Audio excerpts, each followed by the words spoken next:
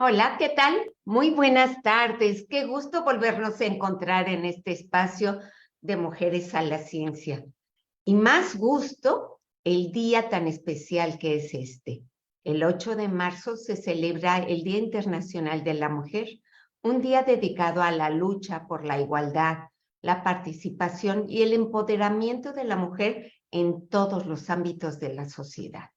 En el ámbito de la ciencia y la tecnología, la mujer ha participado desde hace mucho tiempo, pero en un inicio lo tenía que hacer con seudónimos, aquellas mujeres que eran un poco rebeldes, porque no era una actividad propia para la mujer.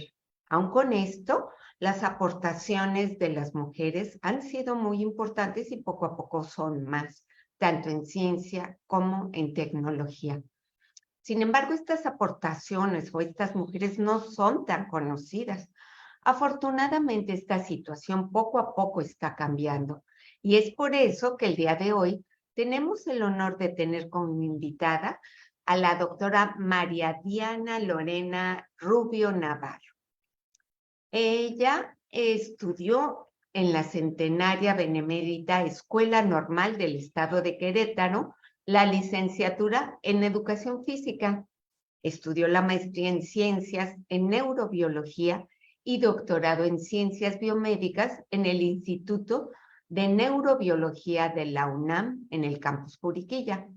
Es docente de la Universidad Politécnica de Santa Rosa Jáuregui en la maestría de Enseñanza de la Ciencia y comisionada en el Centro Nacional de Actualización Docente.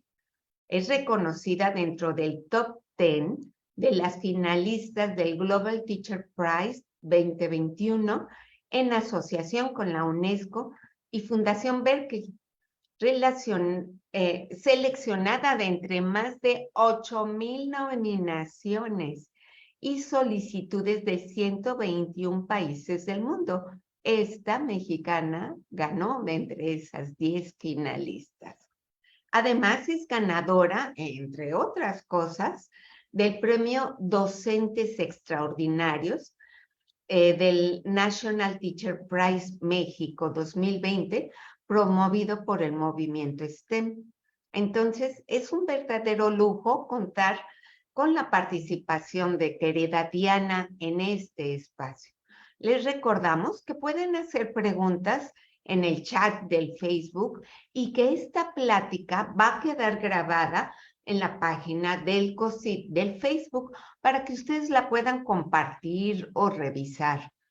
Y después que termine su charla, Diana, su conferencia, vamos a dar lugar a leer las preguntas que ustedes amablemente nos hagan. Entonces, sin más, bienvenida Diana, muchas gracias y adelante con tu plática.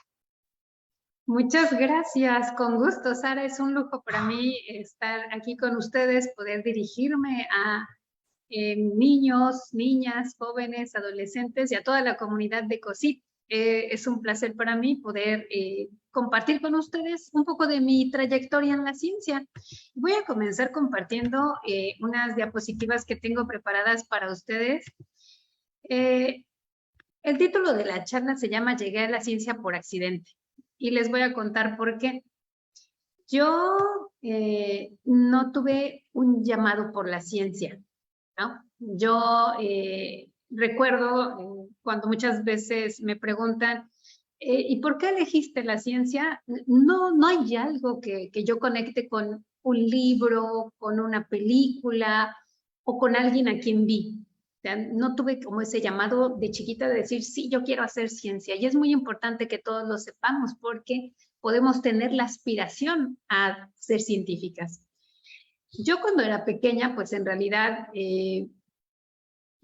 provengo de una familia de origen rural, estaba en la escuela, no me iba muy bien y cuando a mi mamá la llamaban de la escuela porque me iba mal o porque no hacía tareas o no me aprendía una efeméride, usualmente después de la llamada de atención me decía Lorena, que mi nombre completo es María Diana Lorena, me decía Lorena, no tengo nada que dejarte, lo único que te voy a dejar es la educación.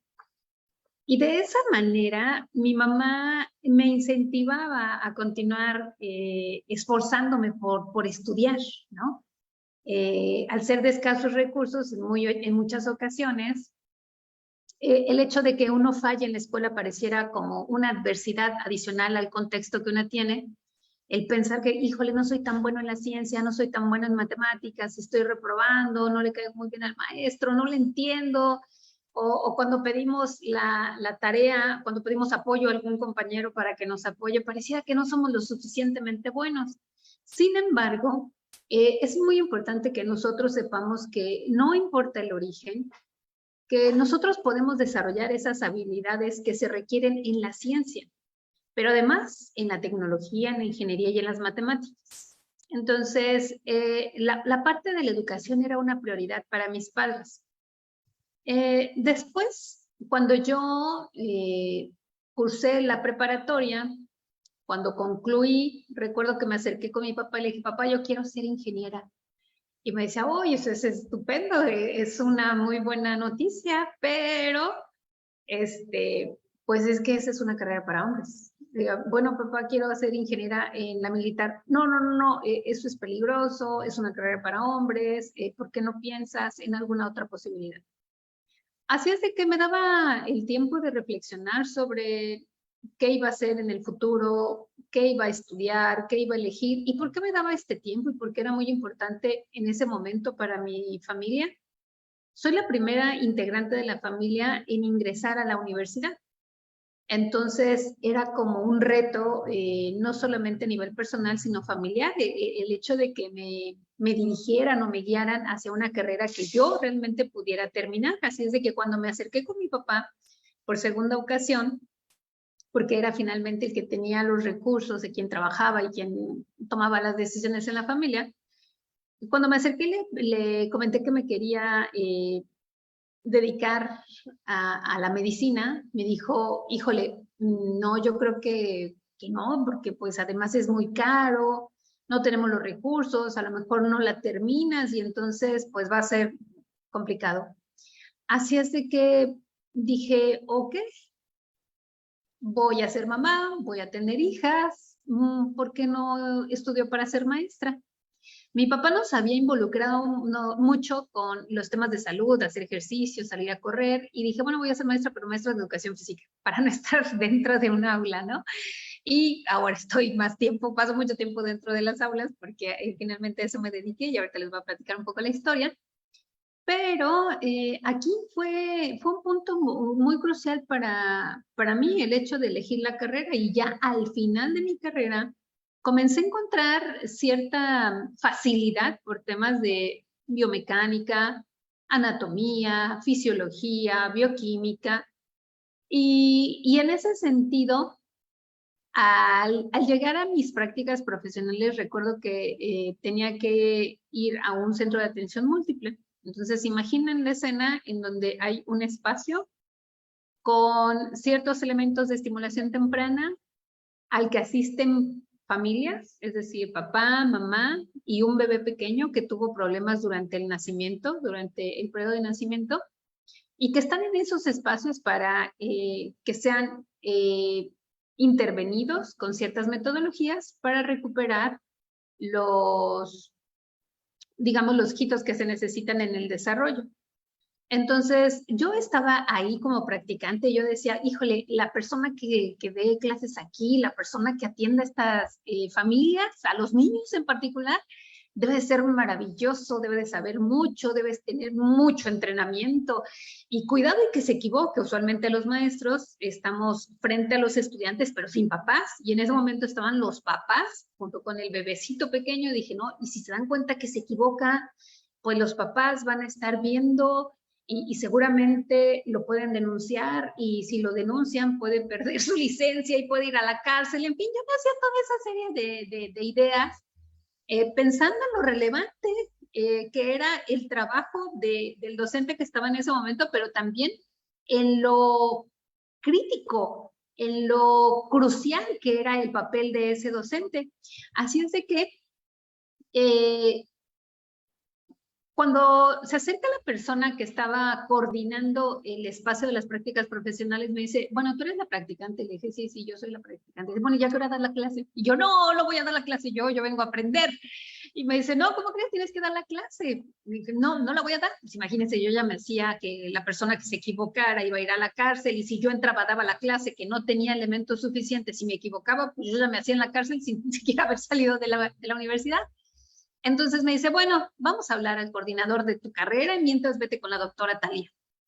Entonces, me voy con la doctora Talía, ¿no? Me voy con la doctora Talía y en ese momento, ahora imaginen otro contexto, ¿no? Estaba un espacio pequeño, oscuro, no completamente oscuro, pero con muy poca luz, una cama, un bebé, un capuchón con electrodos conectados a una computadora. Y yo dije, wow, ¿qué están haciendo aquí? En ese momento la doctora estaba haciendo un electroencefalograma, estaba viendo la actividad cerebral y yo decía, pero ¿cómo es que pueden registrar la actividad cerebral? No, sí, los potenciales de la corteza. Y yo, pero ¿cómo? ¿Y por qué lo hacen? ¿Y para qué lo hacen? ¿Y por qué los niños pequeños? ¿Y cada cuándo lo hacen? ¿Y lo hacen? ¿Y cuáles son los efectos? ¿Y cómo se observan? Entonces, ¿quién cree que estaba haciendo las preguntas? Yo.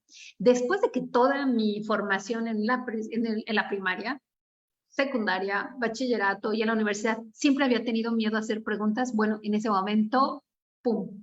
O sea, comencé a hacer preguntas y la doctora también fue una persona súper abierta en toda la disponibilidad de contestar las preguntas. Pues bueno, ese fue mi momento de accidente. Ese fue el gran accidente que me pasó a mí. Y a partir de ahí me inspiré en la doctora Talía, en lo que hacía, en el efecto que tenía el trabajo de la doctora Talía, en la repercusión social, y pues por supuesto que comenzó a ser ahora para mí una aspiración a hacer ciencia. Ese fue el momento en el que yo llegué a la ciencia. A veces cuando no tienes muchos recursos, cuando no tienes muchos elementos, parece que estás en desventaja cuando no conoces mucho de un tema. Pero lo que sí tenemos, y tenemos todos, son preguntas. Entonces, ese momento de curiosidad, ese momento en el que comencé a hacer preguntas orientadas a algo que me interesaba, que me llamaba la atención, pero además que sabía yo que había una necesidad, fue el momento en el que descubrí la ciencia. Así es de que recuerdo que la doctora Talía me dice, bueno, si quieres conocer un poco más de qué es lo que hacemos en el laboratorio, pues te invito a que vengas al instituto. Entonces llegué al Instituto de Neurobiología. Cuando llegué, bueno, fue un momento maravilloso para mí, desde ver las instalaciones, entrar a los laboratorios que yo solamente había visto y podía imaginar solamente en lo lejano. Yo nunca me imaginé estar en esos espacios, microscopio, con modelos experimentales, ratas, tiburones, pollos, en fin, o sea, tuve una experiencia fabulosa cuando veía los diferentes modelos experimentales y veía cómo se abordaban diferentes preguntas para poder resolver, para poder generar conocimiento nuevo en las neurociencias. Fue un acercamiento que simplemente fue maravilloso y que a partir de ahí, entonces sí, yo me planteé el objetivo de concluir una carrera científica, aunque todavía no sabía en qué consistía tener una carrera científica. Recuerdo también que cuando llegué con la doctora Talía y me dice, bueno, tú querías saber un poco más de lo que se hace en la ciencia y qué es lo que estamos haciendo nosotros, bueno, pues aquí te van. Y pum, me trae muchos artículos de investigación. Mi papá tenía el hábito de leer. Entonces yo leía algunos de sus libros, no completos, porque eran como para adultos, no eran como mucho de mi interés, pero en cuanto me los entregó, inmediatamente los quise leer, pero estaban en inglés y le dije, doctora, están en inglés. Y como soy egresada de una escuela pública, nunca pasé en el bachillerato, creo que del verbo to be, le dije, doctora, pero es que están en inglés. Y me dice, sí, no te preocupes, pronto vas a aprender. Le dije, ok, bueno, pero si quiero saber un poco más, no voy a esperar hasta que aprenda, ¿no? Así es de que lo que hice de manera muy audaz, según yo en ese momento, fue ir a la biblioteca. Voy a la biblioteca del posgrado, entro a la biblioteca, también una biblioteca con libros maravillosos, todos sobre el sistema nervioso central, sobre el cerebro, y pues resulta que muchos de esos libros, no muchos, todos estaban en inglés otra vez. Había revistas, pero todo en inglés. Yo dije, wow, pues ahora sí me enfrenté a un gran obstáculo. Sin embargo, como lo dijo la doctora Talía, poco a poco fui aprendiendo inglés y entendiendo los artículos, los libros, ¿no? Así es de que esa visita a la biblioteca resultó interesante por dos situaciones. La primera que ya les comenté, que tenía que hacerme a la idea de que tenía que aprender inglés y es lo que yo quería, era hacer ciencia, neurociencias. Y otro momento importante cuando fui a la biblioteca fue el momento de salir. Cuando yo salgo de la biblioteca, doy uno o dos pasos fuera de la biblioteca y del lado derecho estaban unas aulas y yo alcancé a escuchar a un doctor que estaba dando clases de anatomía. Recuerdo que comenzó a decir el hipocampo y la corteza, la formación reticular y el cerebelo, y me fui acercando poco a poco, se dio cuenta y me dice, ¿quieres entrar a la clase? Y yo dije, sí, claro que quiero entrar. Y entonces entré a clase y descubrí un mundo maravilloso. La neuroanatomía nunca la había entendido hasta ese momento. ¿A qué se referían cuando decían dorso, lateral, ventro, medial? Bueno, para mí fue una cosa maravillosa identificar el cerebelo, cómo estaba conformado, las neuronas, la fisiología, cómo funciona, cuál es el papel importante en el movimiento. Como era maestra de educación física, para mí resultó muy, muy interesante esa parte. Y al final de la clase me dijo el doctor, bueno, si quieres seguir viniendo como oyente, puedes venir. Así de que regreso con la doctora Talía. Regresé con la doctora Talía al laboratorio y le dije, doctora, ¿qué cree que tomé una clase? Me dice, sí, puedes seguirlas tomando si te lo permiten, pero también puedes entrar a la maestría. Yo, ¿cómo? Sí, puedes entrar a la maestría, puedes aplicar, haces tus exámenes y si te aprueban, puedes hacer la maestría. Yo imaginé que hacer la maestría era tomar las clases, como las que yo tuve la oportunidad de escuchar. Le dije, sí, sí quiero la maestría. Después fui a ver la convocatoria, apliqué la convocatoria, hice los exámenes, pasé los exámenes, pero resulta que eh, al final del, digamos, de la evaluación, teníamos una entrevista ya con doctores. Entonces, en la entrevista con los doctores me dicen, bueno, ¿y de qué trata tu proyecto de investigación? ¿En qué laboratorio vas a hacer tu proyecto de investigación? Y les dije, ¿perdón? Sí. ¿En qué laboratorio vas a hacer tu proyecto de investigación? ¿Y de qué trata tu proyecto de investigación? Dije, ay, no sabía que se tenía que hacer un proyecto de investigación en la maestría. Pensé que solamente era tomar clases. Y entonces me explicaron que no, que en realidad la maestría era desarrollar un proyecto de investigación que se complementaba con las clases que tomábamos, clases que daban doctores del mismo instituto y que eran expertos en sus áreas. Así es de que ahí fue donde dije, wow, pues vaya sorpresa, no, pues no sé qué laboratorio y no sé qué proyecto de investigación. Bueno, ¿con quién estás? Con la doctora Talía. ¿Conoce los demás laboratorios? No, no los conozco. Está bien, te vamos a dar un tiempo para que conozcan los demás laboratorios.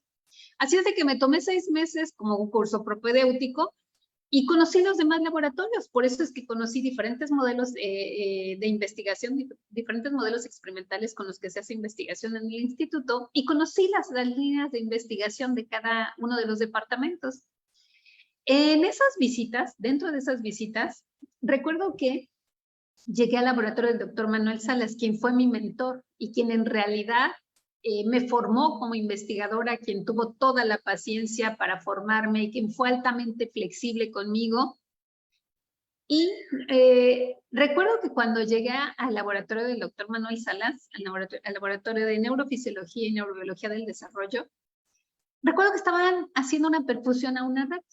Entonces, literalmente la ratita estaba expuesta con el tórax expuesto y estaban haciendo una perfusión que permite limpiar el cerebro de la sangre de tal manera que extraen el cerebro sin la sangre y que te permite poderlo teñir, ¿no? Entonces vi la extracción del cerebro, vi por primera vez el cerebelo, ¿no? La parte que está en la porción posterior en el cerebro. Y dije, wow, ese es el cerebelo. Yo estaba fascinada porque no lo había visto. Había leído mucho del cerebelo y como educadora física había respondido muchos exámenes, muchas preguntas sobre el cerebelo, pero nunca lo había visto. Y bueno, era un cerebelo de rata, pero yo estaba súper emocionada. Entonces ahí como que el doctor Manuel Salas también se dio cuenta de la disponibilidad, de lo maravillada que estaba yo con cada una de las experiencias que comenzaba a tener en la ciencia. Y después de que hicimos la extracción del cerebro, recuerdo que yo les preguntaba, ¿y después qué van a hacer? Ah, vamos a teñirlo para ver las neuronas. Ok, ¿y cuándo lo hacemos? ¿No? Yo ya pregunto, ¿cuándo lo hacemos? ¿Qué hay que hacer? Yo les ayudo, ¿no? Y efectivamente me permitieron ayudarles, me permitieron hacer una tinción con la técnica de Golgi-Cox, que es una técnica que permite impregnar con metales pesados las neuronas. Entonces, impregnas el cerebro de tal manera que las neuronas llegan, los metales pesados llegan de cuenta como que si yo fuera una neurona, los metales pesados se comienzan a colocar así, sobre toda la superficie de la neurona, y entonces llevó un periodo como de 3 semanas. Después cortes, y después ya hicimos algunas maniobras técnicas, ¿no? Para poderlo visibilizar. Y cuando llegó la oportunidad de que ya lo viéramos al microscopio, tenerlo en el porte, y me dijeron, sí, ya, mañana lo vemos al microscopio, dije, wow, mañana estoy súper lista, ya sabrán, llegué muy tempranísimo. Y cuando vi las neuronas, porque además las primeras neuronas que vi fueron las neuronas de Purkinje, que son unas de las neuronas más bonitas desde mi punto de vista del sistema nervioso central, pero además tienen un papel súper importante, son inhibitorias, regulan el control del movimiento, están conectadas con muchas células en el cerebelo, en fin. Cuando vi las neuronas y vi la extensión, la arborización dendrítica, el cuerpo de las neuronas, dije, wow, yo quiero estar aquí, yo quiero hacer esto. Así es de que le pedí al doctor Manuel Salas que él fuera mi asesor. Aceptó ser mi asesor sin preguntarme cuál era mi formación, sin preguntarme mi experiencia. Creo que lo que él observó es que yo tenía esa disponibilidad de aprender, esa humildad intelectual de aceptar que no sabía muchas cosas como educadora física. Los perfiles que recibían en ese momento en la maestría eran biología, eran médicos, y yo era educadora física, ¿no? Entonces vio que tenía también esta virtud intelectual de hacer preguntas profundas, plantear objetivos, ¿no? El coraje intelectual para lograr algo, ¿no? Entonces, él identificó virtudes que yo no había identificado y que yo no sabía que tenía. Entonces, el doctor Manuel Salas me aceptó como estudiante y regresé con la doctora Talía a agradecer todas las oportunidades que me dio, y me dijo, claro, hay que encontrar el porqué de despertarnos todas las mañanas y hacer ciencia, y tú ya lo has encontrado. Además, seguimos haciendo por ahí algunas colaboraciones con el doctor Manuel Salas, por supuesto. Y así es que me quedé en el laboratorio del doctor Manuel Salas, con quien tuve muchas compañeras, como la que está ahí en la foto, que es Jessica Yescas. Y comencé a tener experiencia, ahora sí, ya en el campo científico, generando protocolos de investigación, haciendo evaluaciones, registrando datos, analizando datos, imágenes.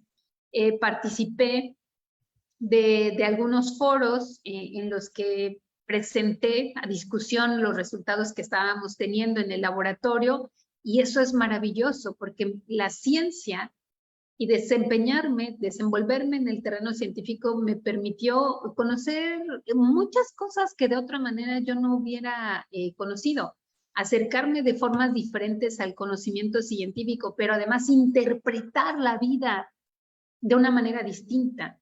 Hacer ciencia no solamente repercute en tener una carrera científica, también repercute en la habilidad que tienes ahora para cuestionar las cosas, para ver las cosas desde distintas perspectivas. Entonces, durante la maestría y el doctorado en ciencias, aprendí, desarrollé las habilidades científicas, reconocí las virtudes intelectuales que se requieren para aprender por cuenta propia, para mantener la curiosidad y hacer preguntas profundas que resuelvan problemas para los grandes retos que tenemos como sociedad. Participé en congresos nacionales e internacionales, apoyé en algunas clases en maestría y doctorado, y eso fue muy significativo para mí. Cuando apoyé a un estudiante de maestría, cuando yo me estaba convirtiendo ahora en una asesora y cómo estaba acompañando ahora a esa chica para que desarrollara las habilidades, cuando la vi que se presentó en un congreso, fue maravilloso. Realicé publicaciones en revistas indexadas y comencé a explorar la divulgación. Después de que un señor taxista, una persona, me llevó al instituto y me preguntaba, bueno, ¿y qué hacen aquí? ¿No? Y dije, ¿cómo? Sí, ¿a qué se dedican todos los que vienen a este instituto? ¿Es algo del cerebro? Y entonces ahí dije, a ver, ¿de qué manera podemos acercar el conocimiento que se está generando en el instituto y en particular el que estoy generando yo junto con el grupo de trabajo al que pertenezco? ¿De qué manera podemos acercar este conocimiento a la cosmovisión de las personas de nuestra comunidad? Y que no se quedara la ciencia como en ese espacio al que pocas personas pueden ingresar, en ese espacio en el que pareciera que es inaccesible, ¿no? Entonces comencé a explorar la divulgación, así es de que participé en la Semana del Cerebro, hicimos junto con otros compañeros programas de radio, y me empezó a gustar mucho la interacción y la respuesta que se genera cuando hablas de conocimientos científicos, pero sobre todo cuando le das la posibilidad a otras personas de ver el mundo desde el punto de vista que yo lo veía.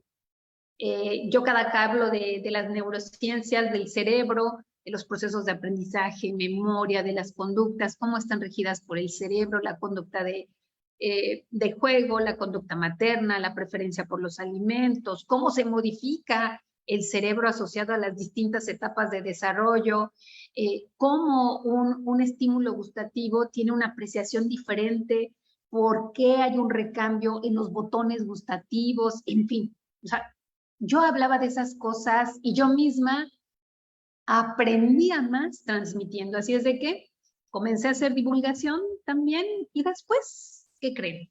Pues resulta que mientras terminaba el doctorado, me invitaron a participar, a dar clases en un bachillerato. Entonces, cuando me invitaron a dar clases en el bachillerato, yo dije, no, yo no quiero dar clases en el bachillerato. A mí me gustaría mucho dar clases, pero en la universidad, y hacer ciencia, y tener mi propia línea de investigación, y a mis estudiantes y tal, ¿no? Y después la amiga que me invitó me dice, bueno, pero a los chicos que les vas a dar clase, son jóvenes de la edad más o menos de los jóvenes a los que les vas a dar en los primeros semestres en la universidad. Yo dije, bueno, no estaría mal, vamos a generar un poco de experiencia en dar clases, porque además recuerden que yo daba clases, pero de educación física, no daba clases de otras áreas. Entonces me arriesgué. Dije, voy a dar clases en bachillerato, comencé dando clases de biología contemporánea, y en ese sentido me di cuenta que yo daba clases como me las daban a mí, ¿no? Hace 200 años. Y no estaba desarrollando en los estudiantes un sentido de aprecio por la ciencia. Yo llegué a un punto en el que dije, es que todo el mundo tiene que conocer que hay un instituto de neurociencias aquí en mi comunidad y todos tienen que venir y saber qué es lo que hacemos, pero además también estaría padrísimo que hubiera más científicos y más científicas. En fin, yo quería como que todos se encontraran con la ciencia, ¿no? Como me pasó a mí, y que descubrieran que la ciencia te permite ver la vida de una forma distinta, que si encuentras algo en la ciencia que te emociona, que despierta tu interés, encuentras una pasión y entonces aprendes, lees y te involucras con esos temas de una manera profunda. Esa es la verdad, de una manera tan profunda que todos los días quieres conocer un poquito más, ¿no? Entonces, una cosa de la que me di cuenta es que nosotros en las aulas, como docentes, hacemos las preguntas y en muy pocas ocasiones los estudiantes son los que hacen las preguntas. Entonces, si recuerdan, en el relato que yo les estaba haciendo, cuando llegué con la doctora Thalía, por primera vez yo hice preguntas de algo que despertó mi interés asociado a una necesidad social. Entonces, ahí fue donde dije, bueno, ok, yo doy clases, mis estudiantes están por acá, ¿no? y de alguna manera yo daba las clases como se daban hace 200 años, yo hacía las preguntas, los estudiantes sentados, aprendiendo, escuchando a la maestra, simplemente sin hacer nada, sin vivir la ciencia, ¿no? Entonces, en ese sentido, que dije, no, las cosas no pueden seguir así. Además, soy neurocientífica y conozco del proceso de aprendizaje y la memoria y cómo se pueden beneficiar por algunas estrategias específicas. Y dije, tengo que hacer una cosa diferente. Así es de que al mismo tiempo recibí una invitación de uno de mis jefes de docentes. Me dijo, oye Diana, te vamos a pedir que nos apoyes con una charla en la Semana de la Ciencia y la Tecnología. Le dije, no, si se me duermen 50 estudiantes en el aula, imagínense en el auditorio 150 estudiantes, la predicción era obvia, se iban a dormir 150. Así es de que le dije, híjole, perdón, pero no cuenten conmigo con esto. Y me dice, no, pero a ver, espérame, ¿por qué no haces algo diferente? No nos cuentes una de esas historias aburridas de los científicos, de por qué no nos platicas de eso que te gusta tanto y que todo el tiempo te la vías platicando. ¿Por qué no nos platicas lo que hace un científico? Y dije, bueno, no suena nada mal, vamos a arriesgarnos, vamos a intentarlo. Así es de que lo hicimos. Y entonces, ¿qué creen? Que para ese día, donde estaba el área del auditorio, planeamos junto con el equipo de laboratorio en el que yo participaba, planeamos llevar ratitas, ¿no? Así es de que llevamos ratitas pequeñas, mamás, y las ratitas pequeñas tenían los meatos auditivos y los párpados cerrados, muy poca movilidad, imaginen las ratitas rositas, ¿no? Sin moverse y tal. Y llevamos ese grupo experimental, porque cuando está una mamá con sus crías, las crías permanecen en el nido, la mamá las mantiene en el nido para mantenerlas acurrucadas, no regulan su temperatura. Entonces, sacas a las crías de la jaula, las vuelves a colocar de manera dispersa, y la rata hembra, mamá, en la rata se desencadena la conducta materna de manera inmediata. Entonces va por las ratitas, las toma de la parte posterior del cuello, las toma con su boca y las lleva al nido, una por una, hasta que termina de llevarlas todas. Y entonces los estudiantes podían ver esa conducta en las ratas. Y los estudiantes comenzaban a hacernos preguntas y nos decían, ¿y por qué lo hacen? Y lo hacen cada que saquen a las ratitas. Y si fuera una mamá más grande, ¿qué pasaría? ¿Y qué tal si ponemos puras ratitas mujeres? ¿Y qué tal si ponemos puras ratitas hombres? ¿Y qué tal si le ponemos a una rata macho? ¿Y qué tal si no sé qué? ¿Y qué tal? ¿Y qué tal? Y entonces, ¿quién estaba haciendo las preguntas? Pues los estudiantes. Y me recordó el momento que yo me acerqué a la ciencia por accidente con la doctora Thalía, donde yo estaba haciendo las preguntas. Entonces ahí fue donde dije, claro, lo que tenemos que hacer es diseñar experiencias donde los estudiantes hagan preguntas. Ellos también llevamos, además de las ratitas que les comento, llevamos unas ratitas en una caja más grande. Esa caja más grande tenía un ambiente enriquecido, escaleras, tubos, tenía resbaladillas, una rueda sin fin, y poníamos a las ratitas un poquito más grandes, 12, 15 días, que habían estado separadas por mucho tiempo, las ponemos ahí y comienzan a jugar de manera muy intensa. Los niños también, los jóvenes, los estudiantes, las estudiantes observaron que había esa conducta de juego y me decían, bueno, ¿y por qué juegan tanto? Y es que siempre son así, y bueno, no es que duermen por la noche, perdón, no es que duermen por el día y están activas por la noche, y cómo es que afecta eso su desarrollo cerebral, y hacían cosas interesantes a través de sus preguntas. No eran ya preguntas sencillas, no eran preguntas básicas, algunas serán un poco más profundas. Así es de que dije, claro, es por aquí, hay que diseñar experiencias donde los estudiantes vivan la ciencia. Cuando les platiqué cómo se podía registrar la actividad materna, frecuencia, latencia, ellos decían, y luego, ¿qué hacen con los datos? Y luego los números. Y entonces ellos se dieron cuenta que se analizan los datos y que a través de los datos haces conclusiones. Así es de que a partir de ahí mis clases comenzaron a ser diferentes. Comencé a impulsar un cambio en la enseñanza de la ciencia con mis docentes, con mis colegas, traté de involucrar no solamente a mis colegas, sino también a otros amigos de universidades y de empresas y, por supuesto, al gobierno.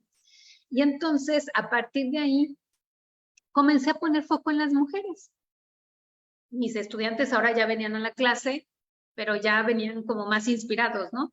Y ya venían con ganas de llegar a la clase, y había veces que me decían, maestra, ¿y ahora qué va a traer? Maestra, ¿y ahora qué vamos a hacer? Y se quedaban hasta el final, ya no se dormían, no se salían, tenían mejores resultados en los exámenes, se involucraban más con la ciencia, al final me preguntaban, maestra, ¿y qué le parece si buscamos sobre esto? Maestra, ¿y usted qué sabe de aquello? Entonces, los veía más involucrados, de tal manera que dije, sí, pues por aquí, ¿no? Por aquí tenemos que cambiarlo, ya no en el libro, ya no sentados, sin hacer nada, sin seguir prácticas con recetas, no, o sea, son estrategias abiertas donde los estudiantes hacen las preguntas, yo hago unas propuestas, algunos retos, y ellos hacen o proponen las posibles soluciones.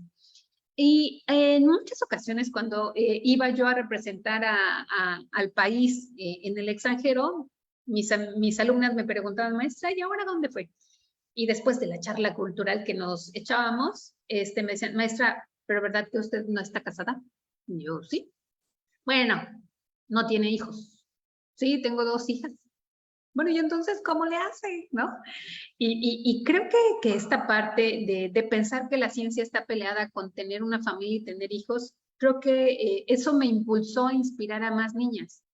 Ahí me di cuenta que las mujeres y que la participación de las mujeres en la ciencia era muy baja. De las personas que hacen ciencia en el mundo, apenas el 30% son mujeres. De las personas que tienen las distinciones como investigadores eméritas, solamente 2 de cada 10 son mujeres.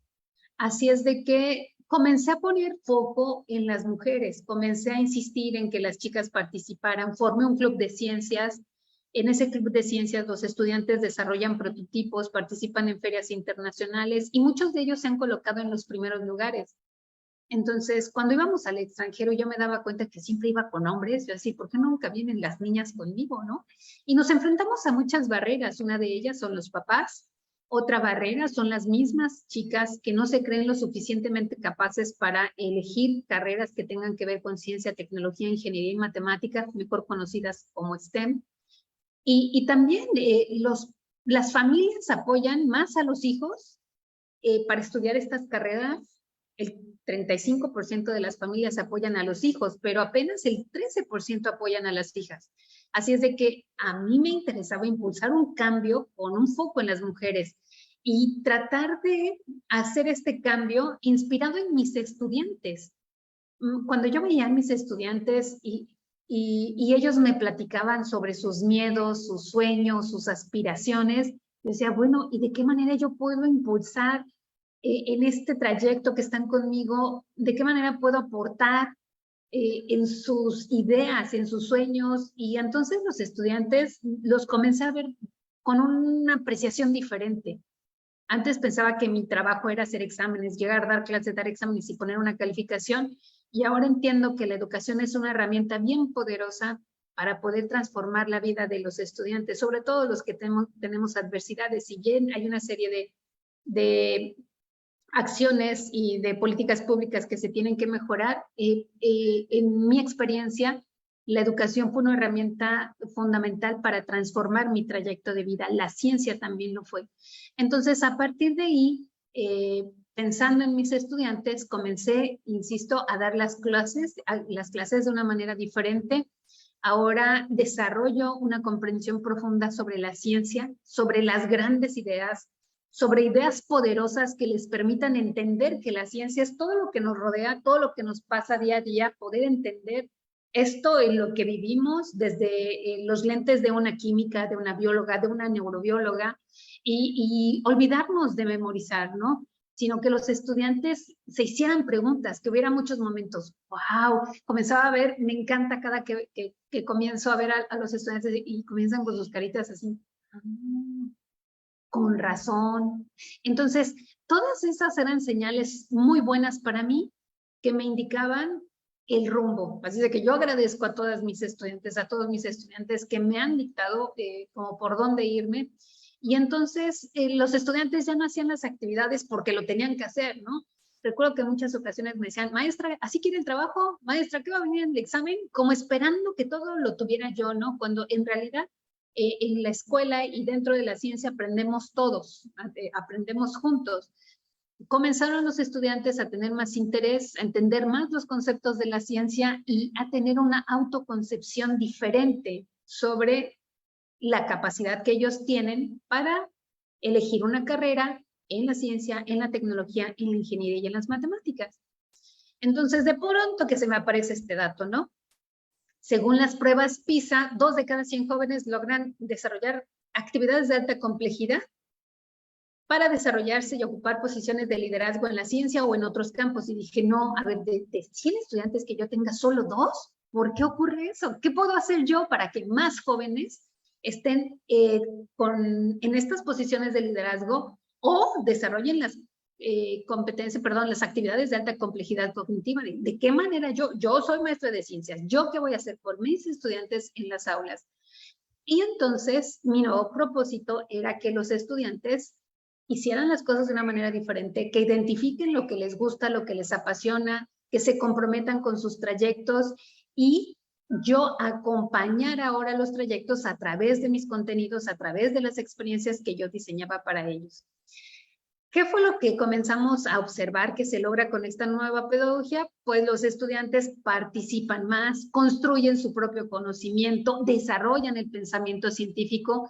Si bien muchos de ellos no eligen carreras de la ciencia, sí son estudiantes que cuestionan, son estudiantes que han desarrollado su pensamiento crítico, son estudiantes que de alguna manera identifican que la colaboración con otros es importante para solucionar problemas reales, tienen la facilidad de intercambiar ideas, integran ahora conceptos de la ciencia, conceptos que en muchas ocasiones son fundamentales y que sí se tienen que aprender de memoria, descubren sus talentos y construyen sus propios liderazgos. Entonces es muy importante que la experiencia que a mí me ha dado la ciencia en el área de las neurociencias y mi formación como educadora me permitió como integrar la educación con las neurociencias y con mi experiencia como neurocientífica para crear muchos momentos wow en mis estudiantes. Les comentaba que generé este club de ciencias, he tenido participaciones a nivel internacional donde tratamos de que todos los estudiantes, todas las estudiantes, vivan la ciencia de una manera diferente, la experimenten, la vivan, se equivoquen, porque en la ciencia también hay errores, que sepan que la ciencia es un trayecto, es una carrera que las personas que quieran dedicarse a ella pueden tener cualquier origen, que además pueden ser de una escuela privada, de una escuela pública, pueden ser de cierto nivel socioeconómico, pueden ser mujeres, ¿no? Que eso es muy importante, que las mujeres se identifiquen que pueden estar en la ciencia, pero además también en los puestos de liderazgo, ¿no? Entonces, de alguna manera he logrado incidir en trayectos de vida en la educación y provocando los aprendizajes, siendo la mejor aliada con mis estudiantes y pues, ¿qué creen? Que dejé de lado la posibilidad de ser científica en el área de neurociencias y entonces decidí dedicarme a la educación, a la enseñanza de las ciencias y ahora, como lo mencionaban en la presentación, soy investigadora, pero en enseñanza de las ciencias de manera muy particular en la virtud intelectual de la curiosidad.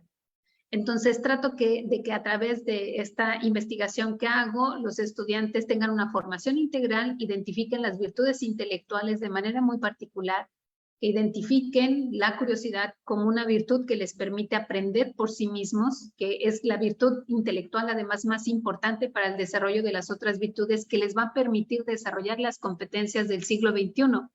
Y que estas competencias del siglo XXI están relacionadas además con los empleos del futuro.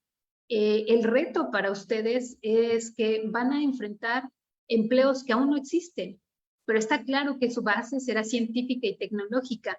Entonces necesitamos que ustedes identifiquen también que pueden desarrollar todas estas habilidades, que una propuesta es a través de la ciencia, vivir la ciencia, y esto a mí me ha llevado a tener algunos reconocimientos. Yo estaba convencida y sigo plenamente convencida de que la enseñanza de la ciencia es muy importante para el desarrollo de el pensamiento crítico, la creatividad, la comunicación, la colaboración, la alfabetización digital y análisis de datos. Entonces, producto de muchas de las acciones que yo comencé a realizar, fue que gané el premio al talento STEM, el National Teacher Prize México 2020, como la mejor docente en las disciplinas STEM. Y además participé en la convocatoria del Global Teacher Prize, donde me han considerado como una de las 10 mejores docentes a nivel global. Muchas veces me han preguntado por qué creo que han premiado mi labor. Bueno, lo primero que les puedo decir es que yo recibo el reconocimiento, pero este reconocimiento es producto de que muchas personas estamos convencidas de que a través de la educación podemos hacer un cambio real importante para las nuevas generaciones. Tengo una profunda pasión por la ciencia, por la educación y compromiso por las mujeres, por acompañar los talentos y los trayectos de niñas y mujeres. Estas nuevas formas de enseñar me han permitido identificar que podemos aprender junto con los estudiantes, que como docente puedes aprender de manera constante junto con ellos.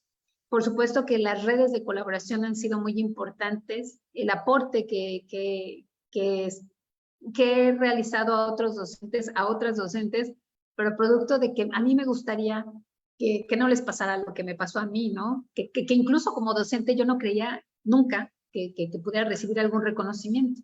Entonces, mi intención es transmitir a los docentes qué es lo que hago para que de alguna manera ellos identifiquen si puede ser de utilidad mi experiencia. Tengo un profundo compromiso por difundir la ciencia, las neurociencias en la educación, y la labor de un docente, pues no es dar una clase, es la oportunidad de incidir en trayectorias exitosas de los jóvenes que son parte de las nuevas generaciones.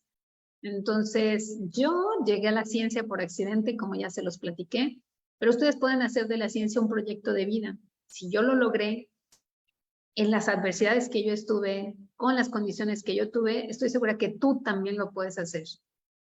Deben de confiar en ustedes mismos. Deben de tener la capacidad de superar cualquier obstáculo. Adversidad no es destino, pero carácter, los conocimientos, las habilidades, el compromiso que tengan con sus trayectos, eso sí es destino. Yo los invito a que si son docentes, en México somos 2 millones de docentes, ¿qué tipo de docente queremos ser para nuestros estudiantes? El que los acompañe, los guíe, fortalezca su formación. Y si son estudiantes, si están en periodo de formación, consideren que el logro ocupacional está determinado por las habilidades y capacidades adquiridas en la educación. Los retos, tanto de los empleos del futuro como los retos que tenemos como sociedad en la Agenda 2030, requieren capital humano con talento, y todos ustedes tienen talento. Lo único que tenemos que hacer es identificarlo y hacerlo brillar, fortalecerlo, comprometernos con un plan de acción para lograr que sean los mejores en las áreas que a ustedes les gustan. Y pues bueno, yo dejo por aquí mi participación. No sé si hubiera alguna pregunta o algún comentario para poder reflexionar al respecto. Sí, Diana, muchas gracias. La verdad es que siempre me motivas un chorro. Yo ya estoy en la ciencia. Mira, aquí tenemos varias preguntas. Ajá. La primera, ¿cómo ve el estatus actual del papel de la mujer en la ciencia? ¿Se ha avanzado o aún queda mucho por hacer? Es una gran pregunta y queda mucho por hacer. Me gustaría decir, y lo reconozco, se ha avanzado bastante, pero queda mucho por hacer. Las etapas en las que las niñas tienen una autoconcepción de que no son buenas para la ciencia es alrededor de los 6 o 7 años, pero digamos, esta apreciación se acentúa a los 12 o 16 años. Entonces, sí hay mucho que hacer porque estamos perdiendo talento, no ponerlo sobre la mesa y no crear acciones para que no haya esta autoconcepción de no soy buena para la ciencia. Es muy importante también que consideremos que esto depende de muchos actores en la sociedad. Uno de ellos es el gobierno, pero otro también son las familias. Entonces, en las familias hay interacciones con sesgos de género explícitos y en la educación también tenemos sesgos de género. Y esta forma en la que enseñamos ciencia en la educación también tiene una incidencia, insisto, en esta autoconcepción que tenemos. Entonces, también hay mucho que hacer por ahí.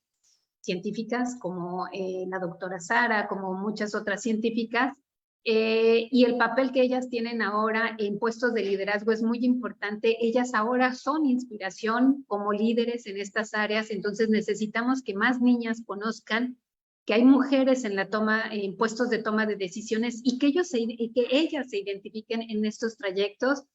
Mencionar también que ya en la carrera científica, en el terreno profesional, hay diferentes fenómenos que se han descrito.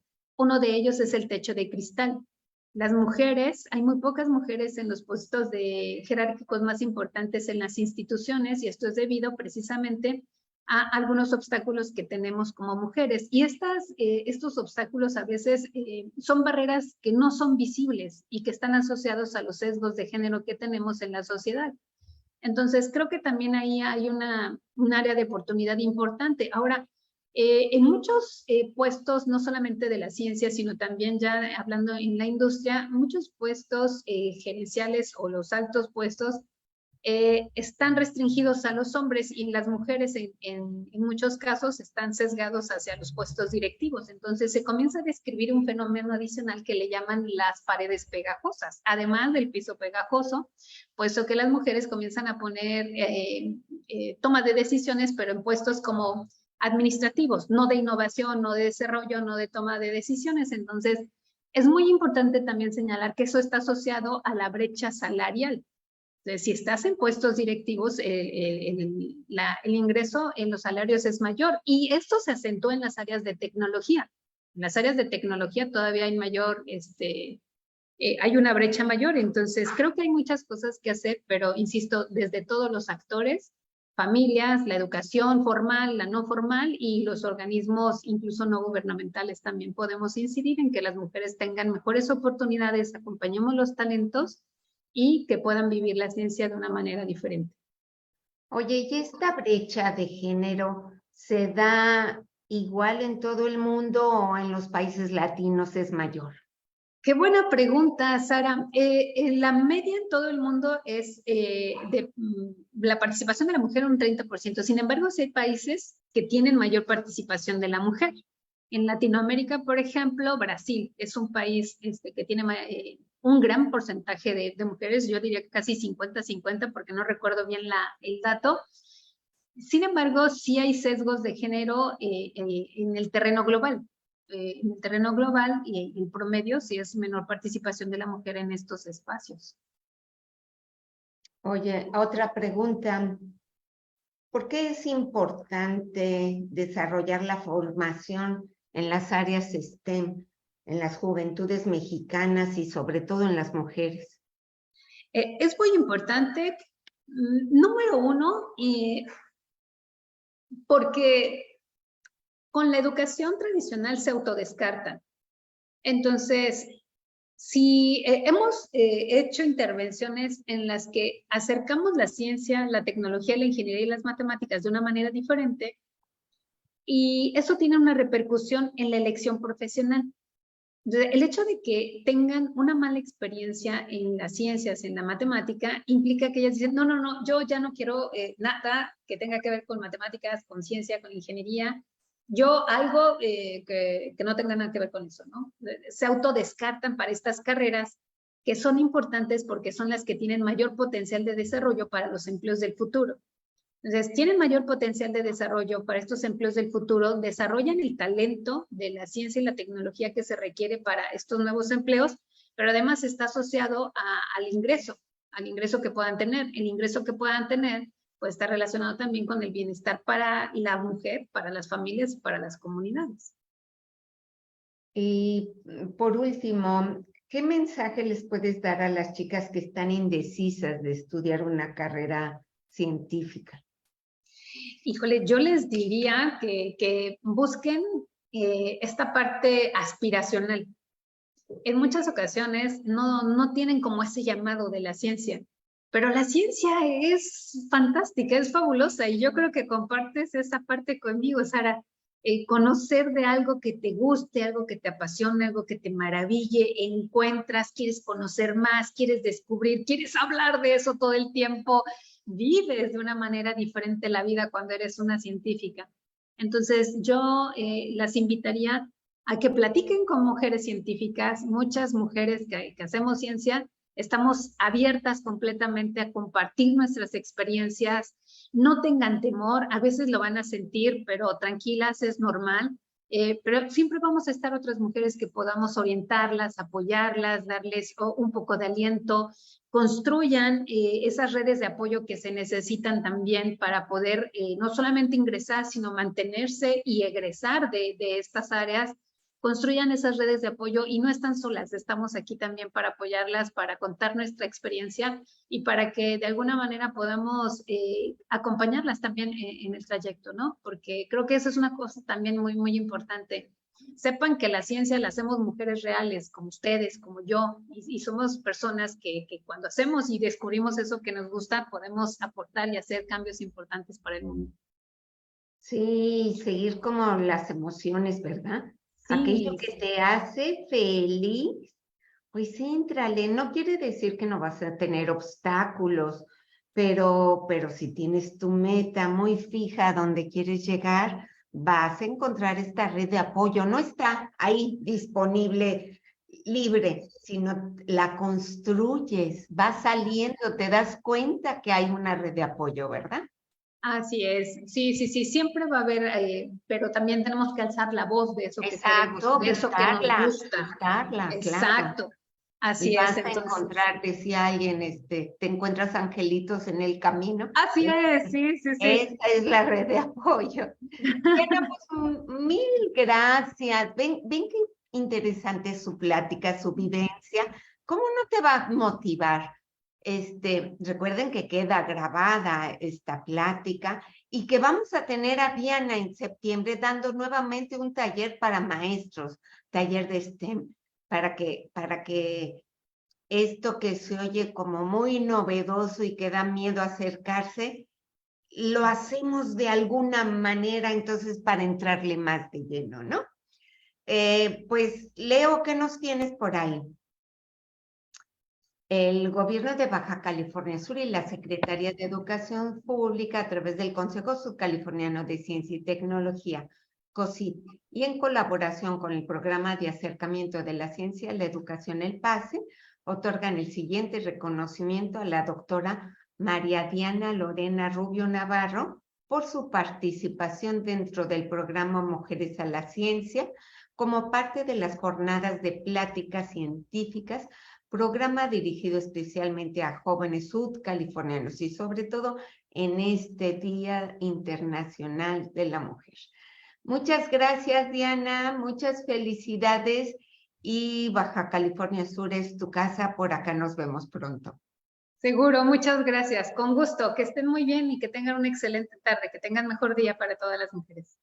Hasta luego, Diana, gracias por habernos acompañado y un gran aplauso. Gracias.